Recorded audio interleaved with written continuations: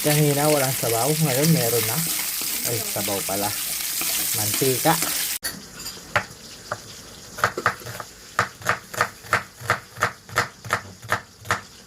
Puro na. Ha!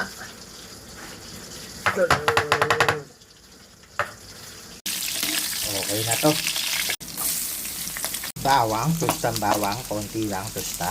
Para pumait. Ilagay na natin yung sibuyas bago pa maluto yung bawang. Pwede na to. Pero igilid muna natin kasi ilalagay natin yung mga hilaw. Okay. Pa muna natin para maluto yan. Ito. Pwede na to. Pagaluin na natin. Parehas lang naman hilaw yan.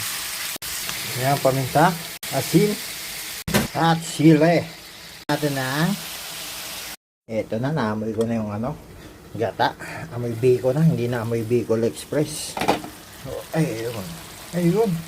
Sabi naman yun, no.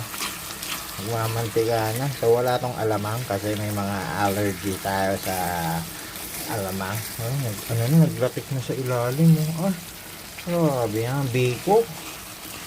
Siyempre, wala rin tong siling labuyo. Kasi hindi tayo mahilig sa manghang. Alam mo na, siling haba lang, green lang. Lagyan na natin konting hot sauce. Mga ganitong hot sauce. Ay! Sorry! Mukha ako lang kakain. Shoo! Napakasustansya po nito. Wala po itong mantika. Mantika po yan ng baboy at ng gata. Patik nga.